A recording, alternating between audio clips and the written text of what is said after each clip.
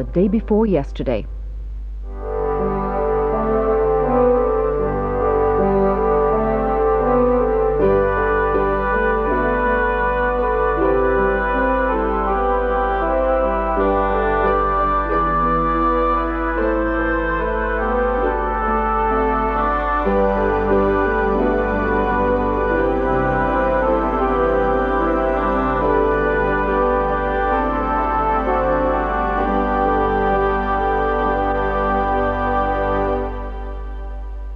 With the innocence of youth, we had expected the warming sun of a new dawn to come with freedom, a better life. But what instead now enveloped the rank and file of this mere stripling of a country that held such hope was a deep gloom of frightening shadows and the biting cold of bitter want.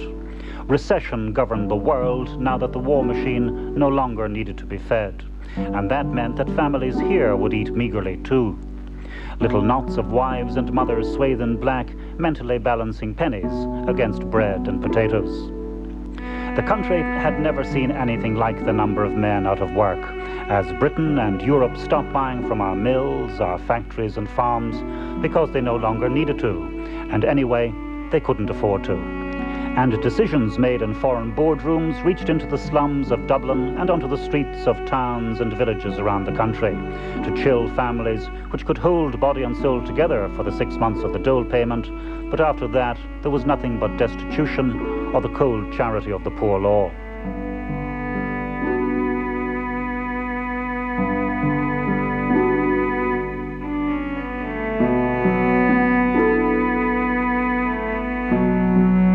The plight of the people was frightening even to the battle-hardened Sean Lemass, who saw our dreams seem to turn to dust. He saw economic collapse bearing down on us, and a gaunt spectre stood in the wings, looking on at the developing black and grey portrait of the country. A picture of poor housing, of cut wages, strikes, blackouts, falling farm prices, and a lengthening grey line of men on the dole. Famine was again a real possibility for many of our people, warned Lemass. They would have flocked to the emigrant ships as before, but that gangplank to escape was now gone. There were no jobs to be had in Britain, and now in the wake of the Wall Street crash, none in the United States either. There was an emptiness, a funereal quiet about the ports, with neither people nor pack to ship. And the thousands who would in better times have gone to America as economic refugees now died back to a mere trickle of 200 emigrants in a year. Others were forced by bad times abroad to come home again. That bit sharply at the people's own social welfare system through the post. The letters to home from husband, son or daughter, those envelopes with the Statue of Liberty stamp or indeed the King's portrait, had meant the postal order or the flattened dollar or pound notes wrapped inside a letter for safety. They held families together, paying the rent, buying the food or the coal in the winter months, holding back the poverty line.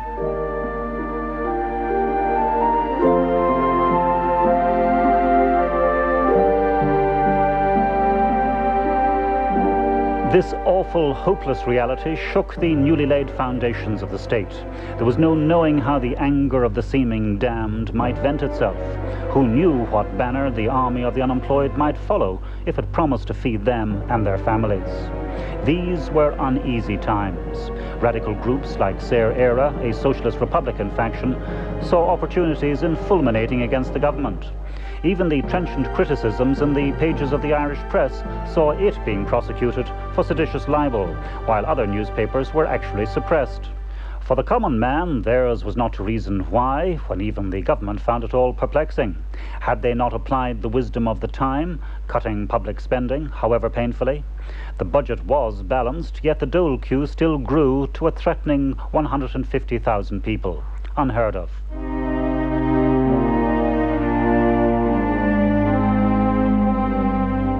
Despite their better judgment, they had even put up some extra tariff barriers, extra taxes to make imports dearer, to try to help Irish manufacturers.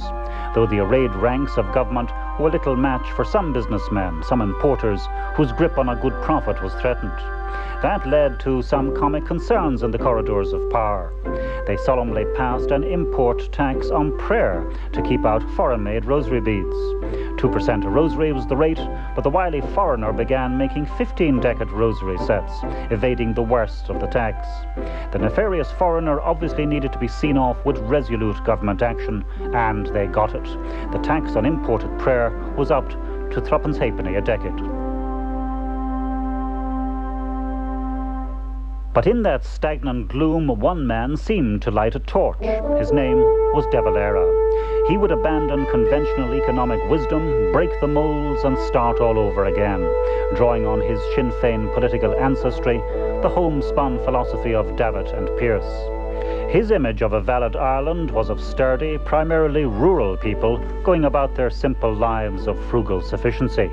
It came with a word picture which has been etched into our history, a vision of a new Ireland, an Elysium where people would devote their leisure to things of the spirit, a countryside bright with cosy homesteads whose fields and villages would be joyous with the sounds of industry, the romping of sturdy children, the contest of athletic youths, and the laughter of comely maidens.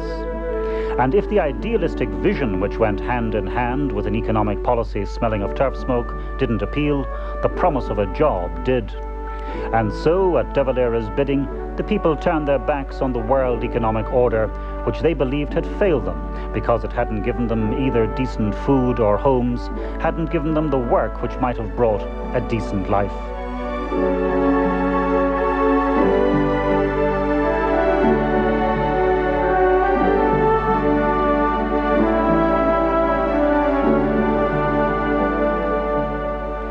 In the general election of 1932, De Valera won power on the promise of an Ireland which would go it alone, where we would live self-sufficiently and simply on what we could farm and manufacture for ourselves as far as possible, defending ourselves from imports by deploying paper battalions of tariffs. And despite the air of menace and the anger of the times, despite the plight of the people, we would confound the worst fears of our critics, and with the maturity of older democracies, the two sides of a civil war would, just a few years after their upheaval, hand over power from one to the other without a blow struck, and on the say, on the vote of the people. But De Valera brought with him another rallying cry, which was to catapult us into a new kind of war, economic war, making incomparably worse the lot of an already pained people. As part of the treaty, we were to pay back to Britain the monies it had paid out buying up and dividing estates to resolve and to end another so-called war, the land war of the last century. Those payments were the annuities, much resented payments to the Crown, which were draining us of precious capital, a bleeding which proportionately demanded more from us than Germany was required to pay in war reparations. De Valera refused to pay. The British retaliated with trade tariffs to deny us their market. We fired back with tariffs on their exports. The economic war had begun.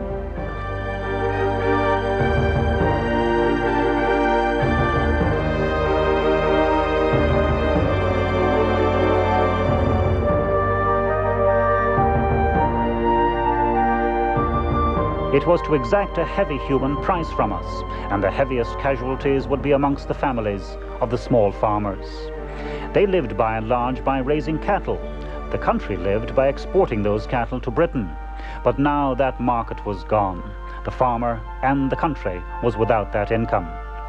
At street marts around the country, they would wait forlornly in hope of making a sale, just to find themselves offered a fraction of what their stock had been worth before the war. People whose grandparents had fought for the land, who themselves had fought for independence, who had survived a civil war, now saw a bitter reward as their families went hungry.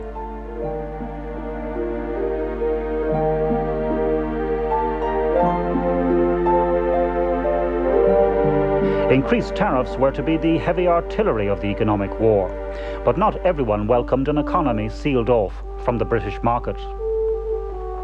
Pragmatism overcame the putative patriotism of the Irish-American Henry Ford, who had set up a plant in Cork to supply cars to Britain and Europe. But now he had to climb a tariff barrier to do that. His reaction was to grant to his Cork workers something few others had available to them because of bad times abroad: emigration. Ford moved scores of men to build his cars inside the British market, their Cork lilt mixing with the accents of migrant workers from East London and Wales as they built up the giant car-making town of Dagenham. And others followed suit. Arthur Guinness built the Park Royal Brewery near London, while Jacob's Biscuits expanded not their Dublin, but their Liverpool factory. Companies with a foot in the camps of both sides in the economic war.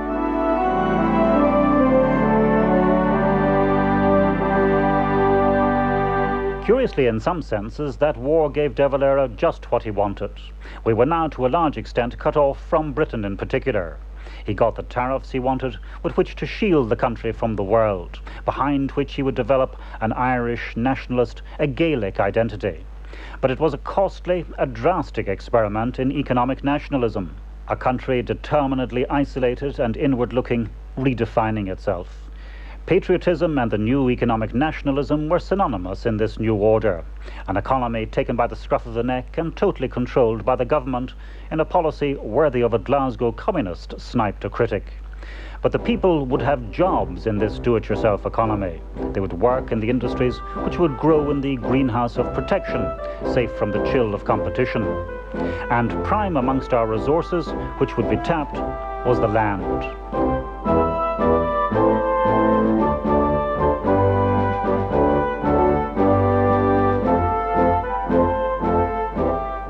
De Valera's new Ireland of God-fearing simple folk would see renewal based on life on the small farm homestead. This back-to-the-land policy would give work to 30,000 young people who otherwise would have had to emigrate. He would divide 500,000 acres amongst families who would work that land, and he would build 10,000 houses for them. We had the means to produce the food we needed, we could produce the clothing we needed, so why import shoes when we could tan the leather and make them ourselves? We had raw materials for all the essentials, clothing, shelter, and work in the factories would follow.